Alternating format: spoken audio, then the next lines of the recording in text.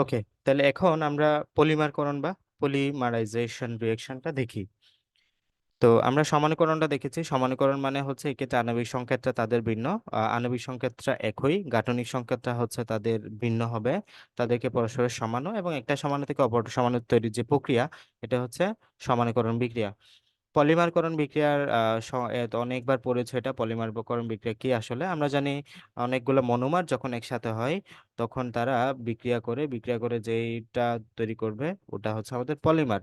এক্ষেত্রে আমরা জানি উচ্চ চাপ, প্রবাহ তাপ এবং প্রবাবকের উপস্থিতি লাগে।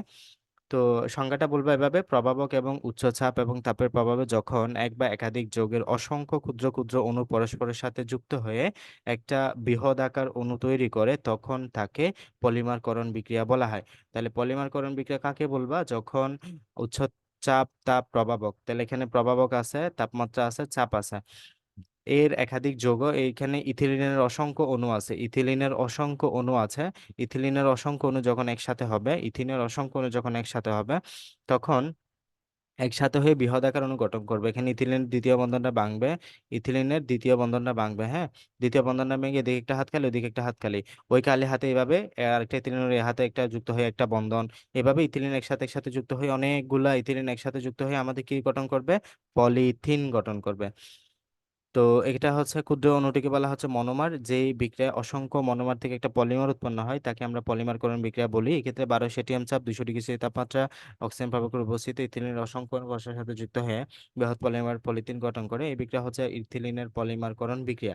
এখানে ইথিলিন হচ্ছে মনোমার, পলিথিন হচ্ছে আমাদের একটা পলিমার হিসেবে আছে।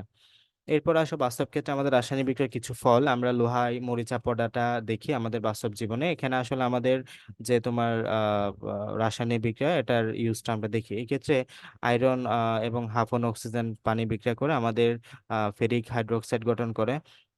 এই ফেরিক হাইড্রোক্সাইড বিয়োজিত হয়ে এটা ডিসোসিয়েট হয়ে আমাদের Fe2O3 NH2, এখানে N সংখ্যক পানির অণু যখন যুক্ত হয় তখন তাকে আমরা মরিচা বলি।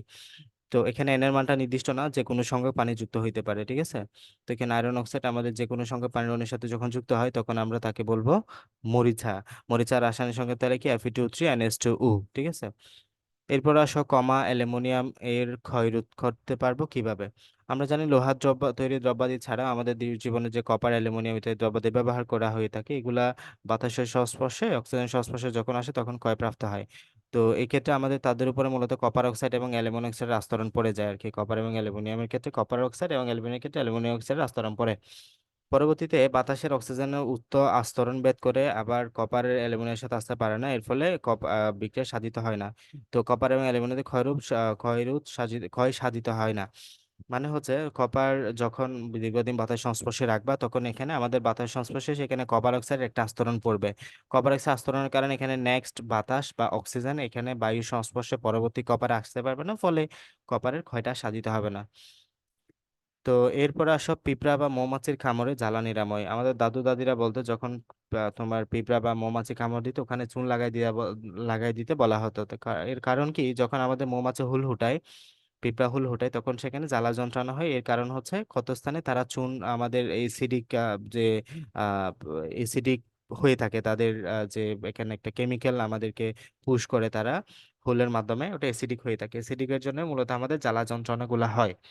তো এক্ষেত্রে যদি আমরা এক্ষেত্রে চুন প্রয়োগ করি, ক্ষার যেটা চুন একটা ক্ষারক, তো এটা এসিডের সাথে প্রশমন বিক্রিয়া ঘটাবে। আলটিমেটলি এক্ষেত্রে আমাদের জ্বালা যন্ত্রণাটা বন্ধ হয়ে যাবে। এরপরে আসো শ্বসন প্রক্রিয়ার মাধ্যমে শক্তি উৎপন্ন করা। আমরা জানি আমরা প্রতিনিয়ত যে খাবার খাচ্ছি সেটা আমাদের পাকস্থলীতে যাচ্ছে, পাকস্থলীতে গিয়ে আমাদের এটা তোমার স্মল ইন্টেস্টাইন, তোমার ডিউওডেনাম, জেজুনাম, ইলিয়ামে যাচ্ছে, দেন আমাদের সিকাম কোলন মলাশয়ে যাচ্ছে। এরপরে আমাদের যখনই সেটা ডিউওডেনাম, জেজুনামে, ইলিয়ামে যাওয়ার পথে, জেজুনাম, ইলিয়াম, সিকামে যাওয়ার পথে তখন এটা আমাদের অ্যাবজর্পশন হয়। আমরা যে গ্লুকোজ খাচ্ছি গ্লুকোজটা অ্যাবজর্পশন হবে, অ্যাবজর্পশনে এটা ব্লাডের মাধ্যমে সারা দেহে যাবে। সারা দেহের প্রত্যেকটা সেলের জন্য আমাদের গ্লুকোজটা দরকার হয়। হ্যাঁ, গ্লুকোজটা প্রত্যেকটা সেলের জন্য দরকার হয় এবং সেখানে আলটিমেটলি তারা জারণ বিক্রিয়া ঘটাবে। আমাদের জারণ বা শ্বসন প্রক্রিয়া সম্পন্ন করে এখানে আমাদের তোমার শক্তি বা এটিপি উৎপন্ন করবে, যে এটিপি ইউজ করে আলটিমেটলি আমরা আমাদের দৈনন্দিন কাজ করে থাকি, আমরা শক্তি পাই। ATP which the biological coin of our body. তো এটাই হচ্ছে আমাদের শ্বসনের জন্য যে দহন বিক্রিয়া, এটা যেহেতু এখানে অক্সিজেনের সাথে বিক্রিয়াটা হচ্ছে তাই এটা একটা দহন বিক্রিয়া হয়। তো তো মানুষের শরীরে বিপাক ক্রিয়ার অনেকের পাকস্থলীতে অতিরিক্ত এসিএল তৈরি হয়। অতিরিক্ত এসিএল কে প্রশমিত করার জন্য রোগীকে ডাক্তার অ্যান্টাসিড জাতীয় ওষুধ খেতে বলেন। অ্যান্টাসিড হলো মূলত ম্যাগনেসিয়াম হাইড্রোক্সাইড অ্যালুমিনিয়াম হাইড্রোক্সাইডের মিশ্রণ। আমরা যে অতিরিক্ত অ্যাসিডিক অবস্থা হলে পাকস্থলীতে অ্যান্টাসিড জাতীয় যে ওষুধগুলো খাই, এগুলো মূলত তোমার ক্ষারীয় বিভিন্ন ইয়ার মিশ্রণ হয়ে থাকে। তো এই ক্ষারক দুটো অতিরিক্ত এসিএল কে প্রশমিত করে এবং রোগীকে অ্যাসিডি থেকে মুক্তি দান করে। এসিএল ম্যাগনেসিয়াম হাইড্রোক্সাইড বিক্রিয়া করে ম্যাগনেসিয়াম ক্লোরাইড এবং পানি, এসিএল অ্যালুমিনিয়াম হাইড্রোক্সাইড থেকে অ্যালুমিনিয়াম ক্লোরাইড পানি তৈরি করে, যেটা আমাদের লবণ এবং পানি উৎপন্ন করছে, তার মানে আমাদের এসিডিক অবস্থাটা দূরীভূত করছে।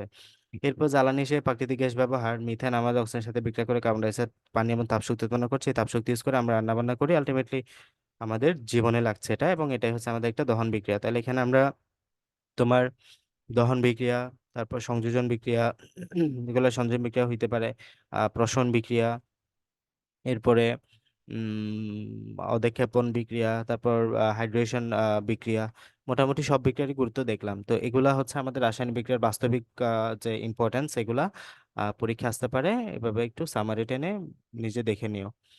এছাড়া আমরা জানি বাস্তব ক্ষেত্রে আরো কিছু কাজে লাগে, যেমন আমরা মরিচা পড়ার জন্য লোহার উপর রং দিলে বাতাসের সংস্পর্শে যখন আসে না তখন মরিচা পড়ে না, কারণ যখন রং দিবা, রং দেওয়া মানে কি সেখানে বাতাসের সংস্পর্শ আসবে না। বাতাসে যদি না আসে, অক্সিজেন যদি না আসে, আলটিমেটলি বিক্রিয়াটা হবে না। কারণ দেখো, এখানে বিক্রিয়াটা হওয়ার জন্য শর্ত কি তোমার, এক্ষেত্রে দেখো হাফ অন অক্সিজেন লাগবে। যদি হাফ অন অক্সিজেন নাই আসে তাহলে বিক্রিয়াটাই হবে না। তো রং দেওয়ার মানে হচ্ছে মূলত এই হাফ অন অক্সিজেনের সংস্পর্শে আসতে না দেয়া লোহাটাকে। এরপরে তড়িৎ বিশ্লেষণের মাধ্যমে আমরা অধিক সক্রিয় ধাতুর উপর কম সক্রিয় ধাতুর উপর ইলেকট্রোপ্লেটিং করে করে থাকি, যেটাকে আমরা গ্যালভানাইজিং, জিঙ্কের উপর মানে গ্যালভানাইজিং, টিনের পলে দেওয়া মানে টিন প্লেটিং বলা হয়। তো এগুলো আমরা ইউজ করি আসলে। এরপরে বর্ষাকালে যখন আমাদের বাড়ি বা আঙিনার ছাদ পিচ্ছিল হয়ে যায়, এই পিচ্ছিল জাতীয় হয় মূলত আমাদের ক্ষার জাতীয় পদার্থের জন্য। ওখানে যখন আমরা বালু দিব, যেটা হচ্ছে silicon dioxide, which is a giant molecular, দ্বৈতাকার অণু বলা হয় এটাকে। হ্যাঁ, এটাকে জায়ান্ট মলিকিউল বা দ্বৈতাকার অণু বলা হয়। তো এটা হচ্ছে আমাদের অম্লধর্মী বা সিলিকন ডাইঅক্সাইড, যেটা আমরা বালি বলি। ওই বালি মূলত আমাদের ওই ক্ষারধর্মী পদার্থকে প্রশমিত করে আমরা ওই পিচ্ছিলতা ভাবটা দূর করি। এই জন্য দেখবা যেখানে পিচ্ছিল হয় ওখানে বালু দেয়া হয়। এরপরে সেলাই করা সূচকে নারকেল তেলের ভিতরে ডুবিয়ে রাখা হয়, কারণ সূচ যাতে বাতাসের সংস্পর্শে না আসে, ক্ষয়প্রাপ্ত না হয়। Now, too much important topic of our chapter for CQ. Here is rate of reaction and last of all La Chatelier principle, La Chatelier নীতি। তো আমরা বিক্রিয়ার হার বা গতিবেগ এর আগে পড়েছি। বিক্রিয়ার হার কি, বিক্রিয়ার গতিবেগ কি? First of all, we have to know what is reaction, rate of reaction. What is reaction? আর এক্ষেত্রে আমরা ফার্স্টে যদি রেট অফ রিয়াকশন বুঝতে চাই, এক্ষেত্রে এ প্লাস বি বিক্রিয়া করে সি প্লাস ডি তৈরি করতেছে। হ্যাঁ, এ প্লাস বি বিক্রিয়া করে সি প্লাস ডি তৈরি করতেছে। তো এখানে আমাদের এটা হচ্ছে কি, এটা হচ্ছে বিক্রিয়ক, এটা হচ্ছে বিক্রিয়ক, এটা হচ্ছে উৎপাদ। স্বাভাবিকভাবেই যখন আমাদের এই ক্ষেত্রে যখন উভমুখী উৎপাদ বলবো, তখন এটা উভয় দিক থেকেই যাবে। বিক্রিয়ক বিক্রিয়া করে উৎপাদ তৈরি করবে, উৎপাদ বিক্রিয়া করে বিক্রিয়কে পরিণত করবে। বলে রাখি, শুরুতে তো সবটুকুই ছিল।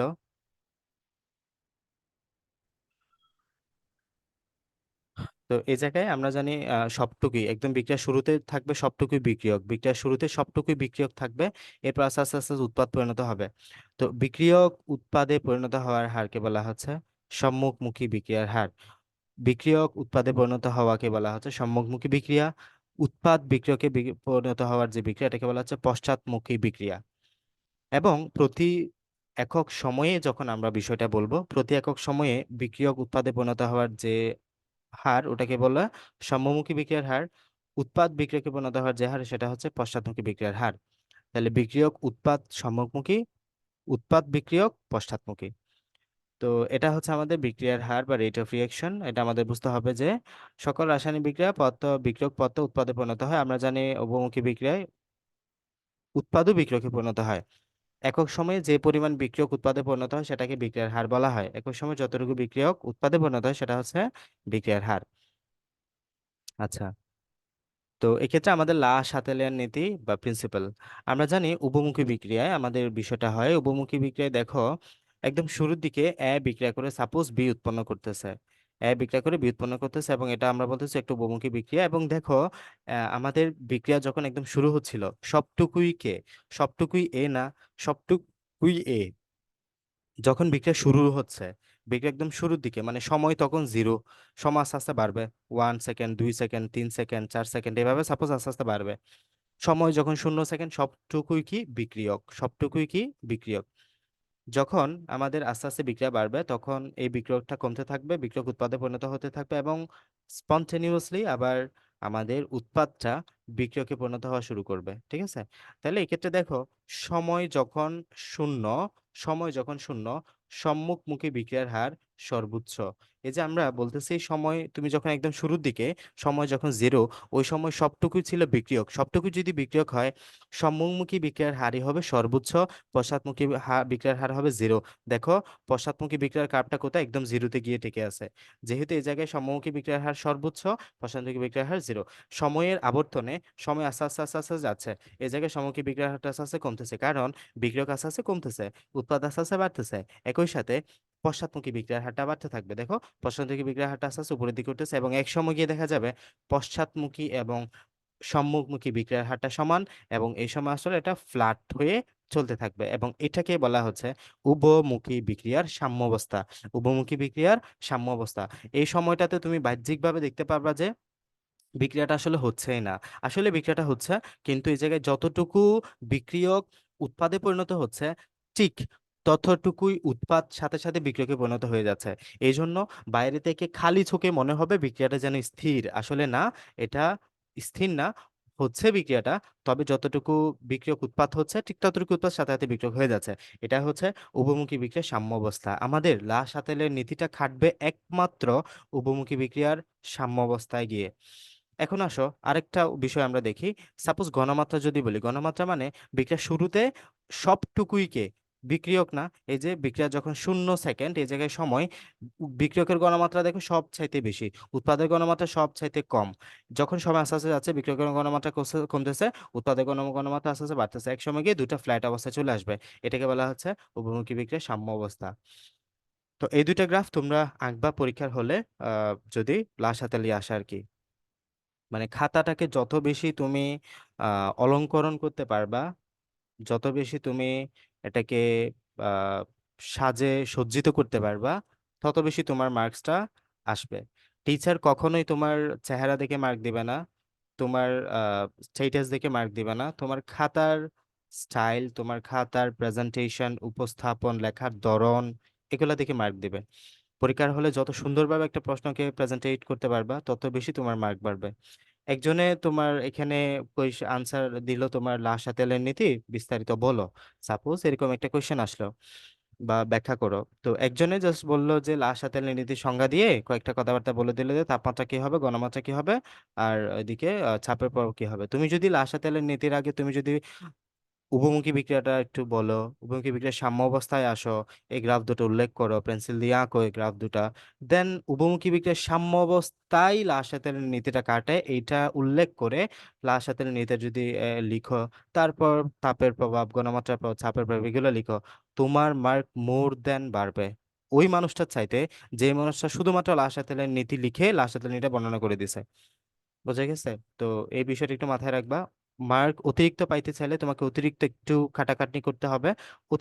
অতিরিক্ত মনোযোগ আকর্ষণ করতে চাইলে অতিরিক্ত একটু পরীক্ষায় প্রেজেন্টেশন করতে হবে। তো এক্ষেত্রে আমাদের বিক্রিয়ার শুরুতে পশ্চাদমুখী বিক্রিয়ার হার কম থাকে, আমরা বললামই বিক্রিয়ার শুরুতে একদম পশ্চাদমুখী হার জিরো। দেন সময় যত পার হবে পশ্চাদমুখী বিক্রিয়ার হার তত বাড়তে থাকবে, এক সময় সম্মুখী বিক্রিয়ার হার পশ্চাদমুখী বিক্রিয়ার হার সমান হবে এবং এটাকে আমরা বলবো বহুমুখী বিক্রিয়ার সাম্যাবস্থা। তো এক্ষেত্রে আমরা কথাবার্তাগুলো বললাম, এখন লাস্ট নীতিটা কি। তো কোন বহুমুখী বিক্রিয়ার সাম্য অবস্থা, উভমুখী বিক্রিয়া বলা উচিত ছিল। উভমুখী বিক্রিয়ার সাম্য অবস্থায় থাকাকালে যদি তাপ চাপ ঘনমাত্রা পরিবর্তন করা হয়, যখন আমরা এই বিক্রিয়ার বিভিন্ন নিয়ামক, একটা হচ্ছে তাপ চাপ ঘনমাত্রা পরিবর্তন করি, তাহলে বিক্রিয়ার সাম্য অবস্থার এমন ভাবে পরিবর্তন হবে যেন তাপ চাপ ঘনমাত্রা পরিবর্তনের ফলাফলটা প্রশমিত হয়। এখন আমি আমার মতো করে তোমাকে লাস্ট নীতিটা বুঝাই দিই। এখানে আমাদের বলা আছে একরকম ভাবে, তুমি এই রিডিং গুলা পড়লে কখনোই গুলাইতে পারবা না এখানে কি বলতে চাচ্ছে বা না বলতে চাচ্ছে। যদি নাইট্রোজেন হাইড্রোজেনের সাথে বিক্রিয়া করে আমাদের অ্যামোনিয়া তৈরি করে, তখন আমাদের কি হবে, ফার্স্ট অফ অল আমি তাপমাত্রার প্রভাবটা বিক্রিয়া এক্সপ্লেন করছি।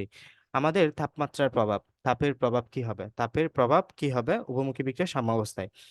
দেখো, আমাদের তাপ মাত্রার উপর ভিত্তি করে, আমাদের তাপের উপর ভিত্তি করে বিক্রিয়াকে দুই ভাগে ভাগ করেছে, একটা হচ্ছে তাপ উৎপাদী বিক্রিয়া, একটা হচ্ছে কি তাপ উৎপাদী বিক্রিয়া, একটা হচ্ছে তাপ হারী বিক্রিয়া। তাপ উৎপাদী বিক্রিয়া এবং তাপ হারি বিক্রিয়া। এগুলো আমি আর বিস্তারিত বলছি না। তাপোৎপাদী বিক্রিয়া কি? তাপোৎপাদী বিক্রিয়া মানে জানো, এক্ষেত্রে আসলে তাপ উৎপন্ন হবে, তাই না? তাপোৎপাদী বিক্রিয়া মানে কি? তাপ উৎপন্ন হবে। তো জাস্ট সিম্পল একটা কথা দিয়ে তুমি লা শাতেলের নীতি পুরোটাই মনে রাখতে পারবা। এখানে যত হ্যাসেল আছে ইউ ক্যান অ্যাভয়েড। এখানে এত কিছু মনে রাখার কোনো দরকার নাই। আমি যে জাস্ট একটা শব্দ বলবো ওটা দিয়ে তুমি লা শাতেলের নীতি ইন্টারমিডিয়েট পর্যন্ত খুব সুন্দরভাবে চালাইতে পারবা। ইন্টারমিডিয়েটে এইচএসসি তে মানে এই কোয়েশ্চেনটার আনসার তুমি যেমন এসএসসি তে এক্সিকিউশন করতে পারবা, এইচএসসি তে গেলেও সেম আনসার তুমি লিখতে পারবা। এইচএসসি তেও লা শাতেলের নীতি রাসায়নিক পরিবর্তন অধ্যায়ে অবশ্যই পাবা। একটা সিকিউ আসেই লা শাতেলের নীতি থেকে, এসএসসি তে এইচএসসি তে দুইটাতেই আসে। তো লাশ সাঁতারের নীতি জাস্ট একটাই কথা আমি মনে রাখছিলাম আমার মতো করে, এভাবে যখন যেটা হবে তার ঠিক উল্টা করলে বিক্রিয়া সামনের দিকে যাবে। মানে এক্ষেত্রে বিক্রিয়ায় যা হবে তার উল্টা কাজটা করলে বিক্রিয়া সামনের দিকে যাবে। বিক্রিয়ায় যেটা হবে তার উল্টা কাজটা করলে বিক্রিয়া সামনের দিকে যাবে। বিক্রিয়ায় যেটা হবে তার উল্টা কাজটা করলে বিক্রিয়া সামনের দিকে যাবে। ডেলেইট নেগেটিভ, তার মানে এটা একটা তাপ উৎপাদী বিক্রিয়া। আমি যদি তাপ কমাই, এটা একটা তাপ উৎপাদী বিক্রিয়া, আমি যদি তাপ কমাই বিক্রিয়া সামনের দিকে যাবে। বাকি অংশটা তুমি পরীক্ষার হলে গিয়ে মাথায় আনতে পারবা যে আমি যদি তাপ কমাই বিক্রিয়া যদি সামনের দিকে যায়, আমি যদি তাপ বাড়াই বিক্রিয়া পিছনের দিকে যাবে, আমি যদি তাপ বাড়াই বিক্রিয়া পিছনের দিকে যাবে। বুঝে গেছে? এটাই ব্যাপার মাথায় রাখবা। এরপরে আসো, এক্ষেত্রে যদি আমরা দেখো সর্বোচ্চ পরিমাণে অ্যামোনিয়া পাইতে চাই, মানে আমরা যদি সম্মুখী বিক্রিয়ার হার বাড়াতে চাই, কি করতে হবে? তাপমাত্রা কমাইতে হবে, কারণ এক্ষেত্রে তাপ উৎপন্ন হয়েছে। বুঝে গেছে? Now come to endothermic reaction. Endothermic বা তাপ হারি বিক্রিয়া, তাপ হারি বিক্রিয়া, তাপ হারি। তাপ হারি বিক্রিয়া মানে কি? এটা তাপ শোষণ হবে নিশ্চয়ই, তাই না? তাপ শোষণ হবে। বিক্রিয়া করে বি উৎপন্ন করেছে, ড্যালেজ হচ্ছে পজিটিভ, তাহলে এই ক্ষেত্রে আমাদের তাপ শোষিত হয়েছে। আমি যদি এই বিক্রিয়ার সর্বোচ্চ উৎপাদ পাইতে চাই, কি করতে হবে? তাপ শোষিত হয়েছে, তার মানে আমি যদি তাপ বাড়াই উল্টা কাজ। এক্ষেত্রে তাপ শোষিত হয়েছে, আমি যদি তাপ বাড়াই উল্টাটা করি বিক্রিয়া সামনের দিকে যাবে। বাকিটা আমি নিজেই বলে দিতে পারবো। এক্ষেত্রে যদি আমি তাপ কমাই বিক্রিয়া পিছনের দিকে যাবে। ঠিক আছে? Now come to where is the difference on the pressure. চাপের কি পরিবর্তন হবে? চাপের কি পরিবর্তন হবে লাসেতলের নীতি অনুযায়ী? এক্ষেত্রে আমরা জানি চাপের নীতি, হ্যাঁ, চাপের প্রভাব। চাপের নীতি দেখার আগে তোমাকে কয়েকটা বিষয় মাথায় রাখতে হবে। সেটা হচ্ছে এখানে ফার্স্ট শর্ত আগে দেখবা চাপের নীতিটা খাটবে কিনা। মানে চাপের নীতি, চাপটা পরিবর্তন হলে কিছু শর্ত লাগবে। ফার্স্ট শর্ত, সবগুলা পদার্থই গ্যাসিয়াস হইতে হবে।